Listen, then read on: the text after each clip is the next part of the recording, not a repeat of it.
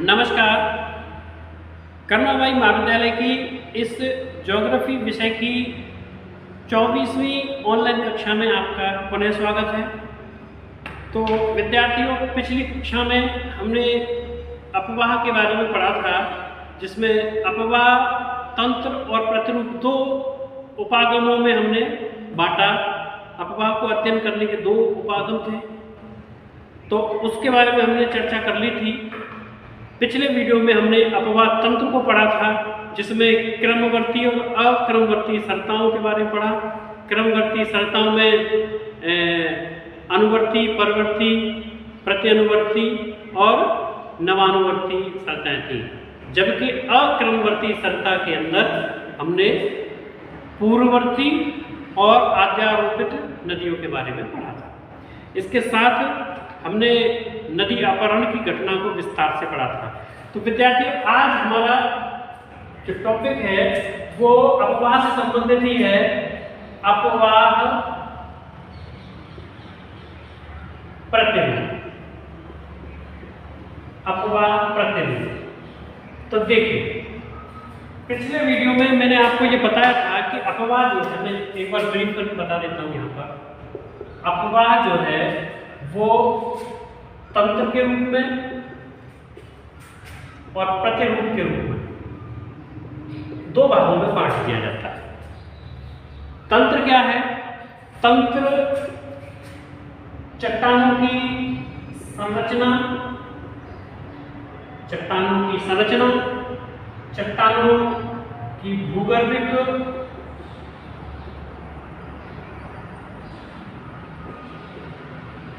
इतिहास, चट्टानों के प्रकार,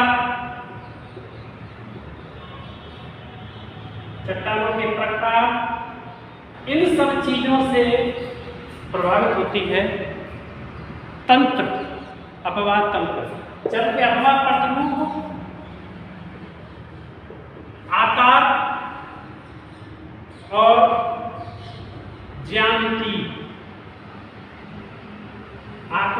ज्यामितीय से प्रभावित होता है। यानी कि प्रतिरूप क्या है? प्रतिरूप रूप। सामने कोई हमारे खड़ा हुआ, हम कहते हैं उसका रूप बड़ा सुंदर है ना? यानी कि देखने पर हमको जैसा दिखाई देता है वो है रूप। और तंत्र एक संरचना से या भूगर्भिक इतिहास से या कठोरता बयान से कैसे व्यवस्था में नदियां बह रही हैं वो तंत्र है, और किस रूप में बह रही है वो प्रतिरूप है। जिस रूप में बहती है वो प्रतिरूप बनता है, और जिस व्यवस्था में बहती है वो तंत्र बनता है। तंत्र एक व्यवस्था है जिस व्यवस्था में नदियां बहती हैं, और प्रतिरूप एक रूप है, कैसे आकार में, किस रूप में नदियां बहती हैं। तो व्यवस्था और रूप ये दोनों मिलकर के अपवाह का निर्माण करते हैं। तो पिछले वीडियो में तंत्र को हम पढ़ चुके थे, आज हम अपवाह प्रतिरूप के बारे में पढ़ते हैं। आप स्क्रीनशॉट ले लीजिएगा इसका। मैं तो देखिए, जो अपवाह का प्रतिरूप है, अपवाह का जो प्रतिरूप है, प्रतिरूप को कौन से कारक है? अपवाह प्रतिरूप को प्रभावित करने वाले कारक कौन से हैं? प्रभावित करने वाले कारक कौन से हैं? तो देखिए, कोई नदी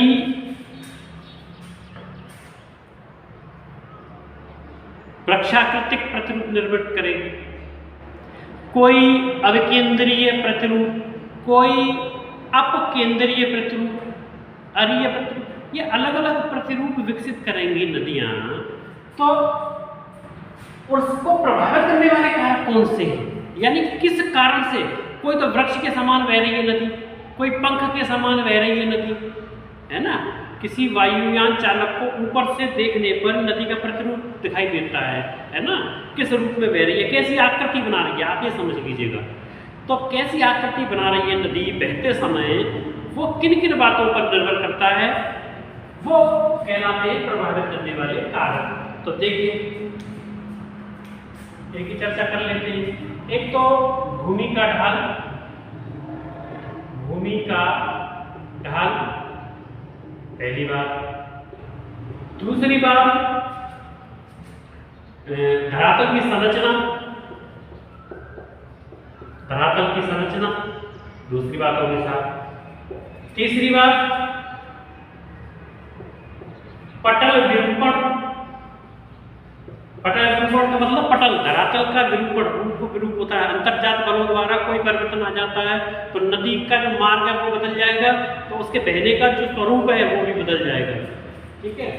चौथी बात, नदी में पानी की मात्रा कितनी है, यानी कि उसमें जल की मात्रा कितनी है, पर्याप्त जल है कि नहीं है। और लास्ट पांचवी बात है भूगर्भिक इतिहास। अब भूगर्भिक इतिहास का मतलब क्या है? भूगर्भिक इतिहास का मतलब है कि किस काल खंड में चट्टानों का निर्माण हुआ है, यानी कौन से क्रम की चट्टान है। गोंडवाना क्रम की है, दक्कन क्रम की है, कुटप्पा क्रम की है ना। अलग अलग समय पर अलग अलग चट्टानें बन रही हैं। तो इन सब चीजों का प्रभाव किस पर पड़ता है? प्रतिरूप के ऊपर पड़ता है। तो भूमि का ढाल जैसा होगा उधर ही नदी बह जाएगी। या संरचना कैसी है, कठोर है या मुलायम है, मुलायम को जल्दी काट देगी नदी तो वो अलग प्रकार का स्वरूप विकसित करेगी, और कठोर चट्टान को देर में काटेगी तो वो अलग प्रकार का स्वरूप विकसित करेगी। पटल विरूपण, भूमि के अंदर विभिन्न परिवर्तनकारी आंतरिक शक्तियां कार्य करती हैं, उनके कारण धरातल के स्वरूप में परिवर्तन आएगा, है ना। पर्याप्त जल, नदी में पानी होगा तो पानी तो कटाव करेगा, सूखी नदी से थोड़ी अपर्दन होकर के कोई आगे कोई प्रतिरूप बनेगा। और भूगर्भिक इतिहास, तो इस प्रकार से ये प्रतिरूप को प्रभावित करने वाले कारक हैं। अब आगे हम प्रमुख प्रतिरूप कौन से हैं, ठीक है, प्रमुख प्रतिरूप कौन से हैं उनकी चर्चा कर लेते हैं। अपवाह प्रतिरूप कौन कौन से हैं, तो देखिए पहला प्रतिरूप की चर्चा कर लेते हैं हम। नंबर 1, जालीनुमा प्रतिरूप। तो इसमें देखिए क्या होता है, जालीनुमा प्रतिरूप में क्या होता है कि किसी भी क्षेत्र में,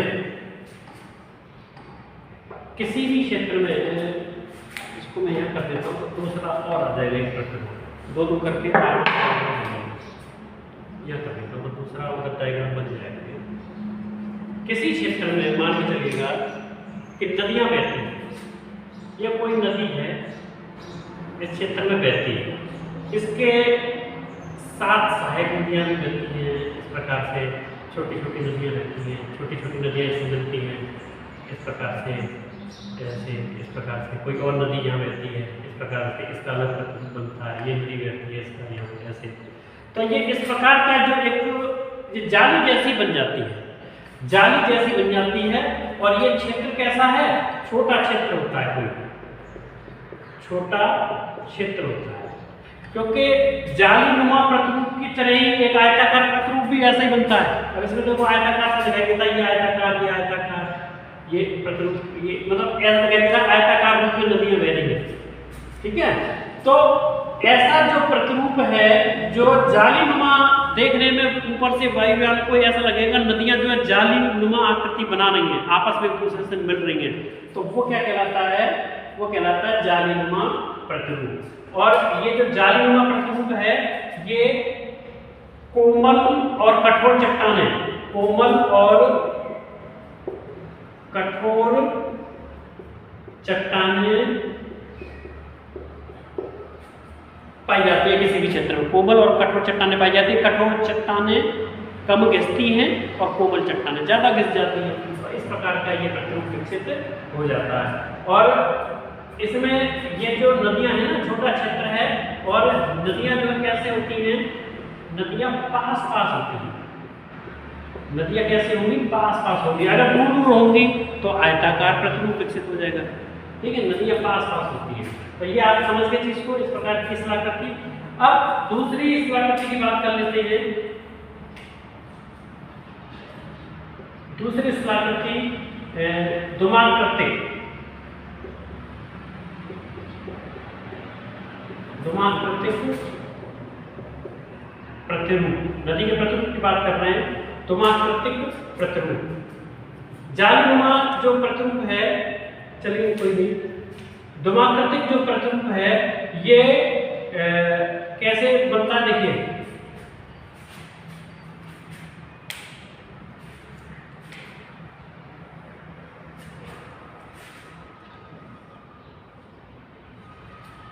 ध्रुव कहते हैं वृक्ष को, ध्रुव, ध्रुमाकृतिक यानी वृक्षाकृतिक, आप इसको वृक्षाकृतिक भी लिख सकते हैं, यहाँ लिख देता हूं मैं, वृक्षाकृतिक यानी वृक्ष की आकृति से, ठीक है। जैसे कोई वृक्ष होता है और ये मान के चलिएगा छोटी छोटी धाराएं हैं, मुख्य नदी है ये कोई, और इसमें छोटी छोटी धाराएं मिलती हैं आकर की इधर उधर से, इनकी भी सहायक नदियां हैं बहुत सारी।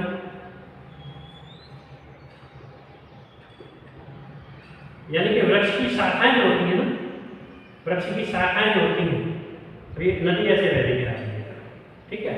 जो वृक्ष की शाखाएं होती हैं ऐसे जाती हैं इधर उधर शाखाएं, तो उस हिसाब से ये तमाम नदियां इसमें आकर के मिलती है और सामूहिक रूप से बड़ी नदी आगे जल लेकर के जाती है, तो इसको कहते हैं धूमाकृतिक या वृक्षाकृतिक अपवाह प्रतिरूप। और धाराएं जो हैं, इसमें धाराएं जो है न्यून कोण पे आगे मिलती है एक दूसरे से। धाराएं कैसे मिलती है? न्यून कोण पर आकर के मिलती है। इसमें जो धारा है एक दूसरे से न्यून कोण पर, ये समकोण है और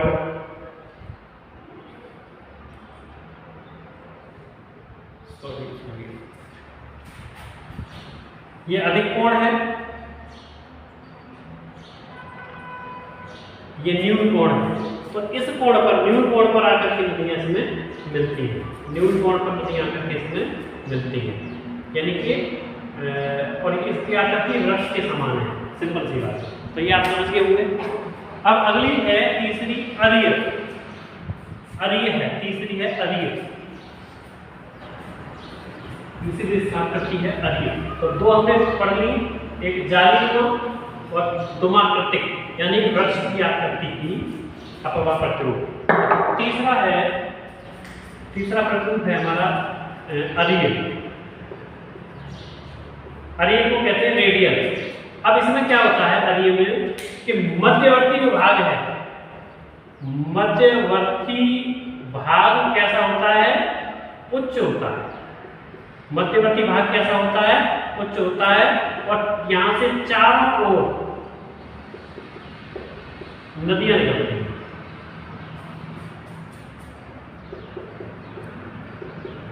चारों ओर नदियां निकलती हैं।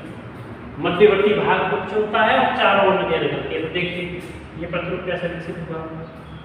अब ये मध्यवर्ती भाग है, ये कोई ऊंचा भाग है, कोई पर्वतीय भाग है, ठीक है जी, ये पर्वत है। अब इस पर्वत से चारों तरफ नदियां निकलती हैं, मान के चलिएगा इस पर्वत से चारों तरफ नदियां निकलती हैं। ये इधर गई कोई नदी, इधर गई, इधर गई, यानी कि ये कैसा है? उच्च भाग है। उच्च भाग से सभी दिशाओं में नदियां जो है निकलती है।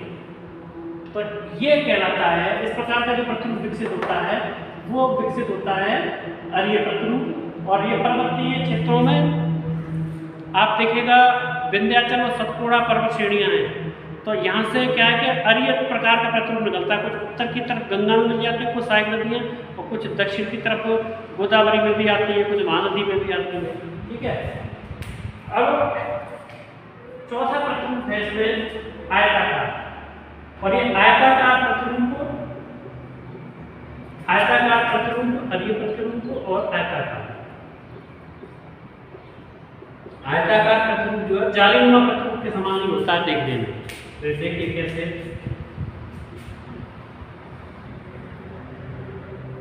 इसमें ये नदियां हैं और ये नदियां एक दूसरे पर समकोण पर आकर के मिलती हैं, एक दूसरे से समकोण पर आकर के मिलती हैं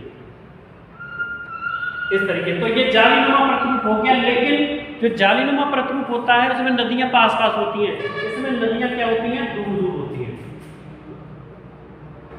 नदियां दूर दूर होती हैं और जो चट्टानों की जो संधियां होती हैं, जोड़ होते हैं चट्टानों के, वहां जाकर के ये एक दूसरे से मिलती हैं। तो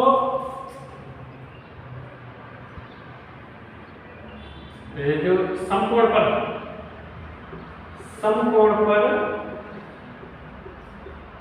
नदियां मिलती हैं, इसमें समकोण पर नदियां मिलती हैं। और जालीनुमा प्रतिरूप में भी यही था, लेकिन वो छोटे क्षेत्र पर घटना घटित होती है और ये कैसे क्षेत्र पर, बृहद क्षेत्र पर और लंबी लंबी नदियां इसमें आकर के मिलती है। तो ये इस प्रकार से आयताकार प्रतिरूप विकसित हो जाता है। अब इसको आप स्क्रीनशॉट ले लीजिएगा। नंबर 4। अब नंबर 5 की बात करते हैं।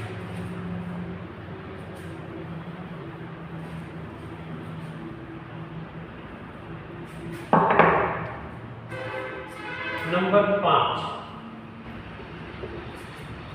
5 वलयाकार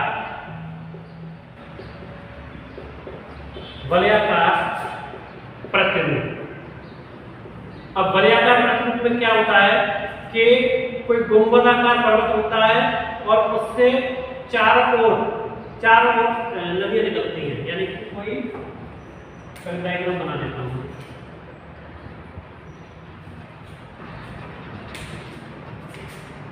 ये कोई बीच में पर्वत है गुंबदाकार पर्वत है। अब इससे सभी दिशाओं में नदियां निकलती है, लेकिन नदियां जो है, मैंने आपको तीसरा वाला बताया था अरिय में भी 4 तरफ नदियां निकलती है ऐसे करके ऊपर के। लेकिन इसमें अंतर क्या है कि इसमें नदियां क्या करती हैं, पर्वतीय क्षेत्र की परिक्रमा करती हैं। गुंबदाकार जो पर्वत है उसका परिक्रमा करती हैं और परिक्रमा करके चारों ओर निकलती हैं। तो देखिए परिक्रमा कैसे करेगी। मान लीजिए कि कोई नदी यहां से निकली, अब वो क्या करेगी, ऐसे इधर आएगी। कोई नदी यहां से निकली, वो इसके चारों तरफ परिक्रमा करेगी। फिर ये किसी और बड़ी नदी को दे देंगे पानी, तो ये बड़ी नदी जो है वो इस प्रकार से आगे बढ़ेगी इसके, ठीक है। और फिर इधर से कोई नदी है, वो भी इसके चारों तरफ बह करके वो किसी नदी को पानी देगी, तो वो इधर आ जाएगी इसके साथ। फिर यहाँ से कोई नदी चली जाएगी उधर। तो इस प्रकार से जो अफवाह तंत्र विकसित होगा, इस पर्वत के चारों तरफ नदी घूमती हुई निकलेगी, इसकी परिक्रमा करती हुई, तो वो कहलाता है वलयाकार प्रतिरूप। इसके अलावा नंबर 6 अपकेंद्रीय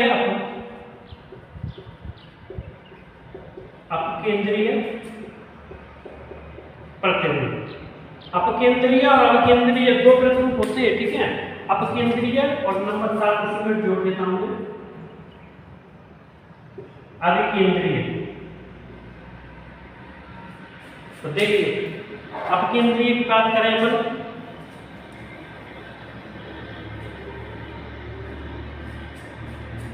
अपकेंद्रीय, अप और अभि माने अंदर और अप मींस बाहर की तरफ। केंद्र से बाहर की तरफ अपकेंद्र और केंद्र के अंदर की तरफ अविकेंद्र। तो देखिए केंद्र से बाहर की तरफ विकसित होते हैं और केंद्र के अंदर की ओर विकसित होते हैं। मान लीजिएगा ये कोई झील है, चारों तरफ से नदियां झील में आकर के गिरती हैं, या कोई गर्त है, गहरा भाग है, छोटा सागरीय क्षेत्र है, तो ये कहलाता है अविकेंद्रीय। और अपकेंद्र में क्या होता है कि कोई पर्वत ही मान लो, इससे बाहर की तरफ, जैसे अरिय प्रतिरूप था ना, अरिय प्रतिरूप के समान ही है ये बिल्कुल, ठीक है। तो ये पर्वत है, पर्वत से बाहर की तरफ नदियां जो इसमें निकलती हैं, इसमें केंद्र की तरफ आती हैं। तो इसीलिए अपकेंद्रीय और अवकेंद्रीय प्रतिरूप के रूप में इनको जाना जाता है। और वलयाकार में क्या होता है कि कोई पर्वत है, पर्वत के चारों तरफ नदियां जो है घूम करके तब नीचे की तरफ जाती है, ये पर्वत है, ठीक है। एक बार स्क्रीनशॉट ले लीजिएगा, फिर अगली में बताता हूँ।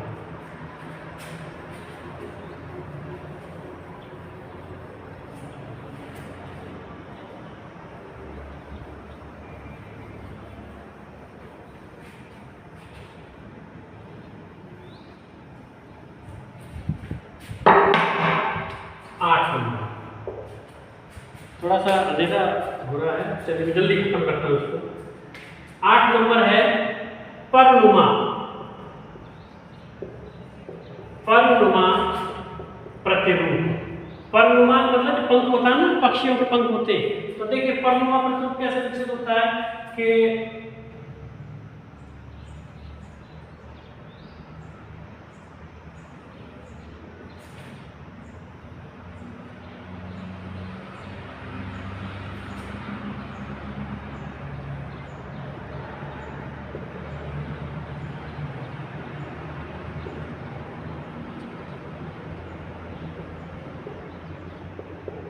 जो पंख होता है ना किसी पक्षी का, ये पंख इसी प्रकार से तो होता है, तो पंखनुमा एक प्रतिरूप विकसित हो जाता है, उसको कहते हैं परनुमा प्रतिरूप। यानी कि पक्षियों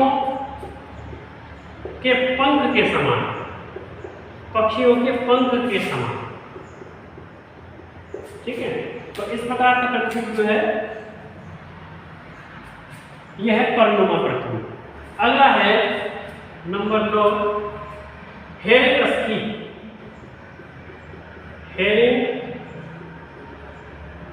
अस्थि प्रतिरूप। ये हेरिंग असल में है क्या? हेरिंग एक मछली का नाम है, एक मछली की प्रजाति है herring. Cod, herring, starfish, dogfish, ये सब रोहू, ये सब मछलियों के प्रकार है, उनकी किस्में हैं। तो हेरिंग मछली होती है, उसकी जो पसलियां होती हैं, उसकी जो पसलियां होती हैं, उन पसलियों की आकृति की अफवाह प्रतिरूप बन जाते हैं। देखिए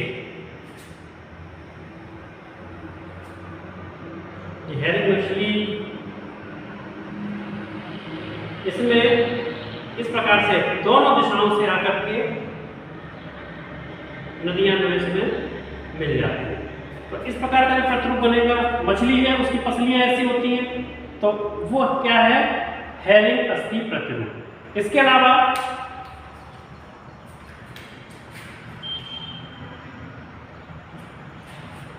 आप इसके फॉर्म ले लीजिएगा, मैं बिठा दूंगा इसको। वीडियो काफी लंबे हो जाते हैं। एक्चुअली मैं आपके सामने ही डायग्राम्स बनाता हूँ, आपके सामने ही डायग्राम बना करके मैं आपको दिखाता हूँ। कई बार डायग्राम बोर्ड पर पहले से हम बना करके एक्सप्लेन करते हैं, तो उसमें क्या है कि बच्चों को थोड़ा एक्सप्लेन करने में अच्छे से समझ में आता है। मैं यह डायग्राम बनाता हूँ अपने हाथ से आपके सामने, तो आपको अच्छे से समझ में आता है। और मैं पहले से डायग्राम बना करके बोर्ड पर रख दूँ तो वो आपको उतनी क्लैरिटी के साथ समझ में नहीं आएगा, तो इसलिए थोड़ा सा वीडियो लंबे हो जाते हैं। अब है 10वें नंबर की स्लाकृति। अभी लास्ट है, 2-3 इसके बाद छोटी छोटी होती है, पर उनके बारे में शॉर्ट में अपन चर्चा कर देंगे। तो ये है अन्य प्रकार के, इसमें शामिल कर देता हूँ सबको, छोटे छोटे हैं। एक है समानांतर, समानांतर प्रतिरूप।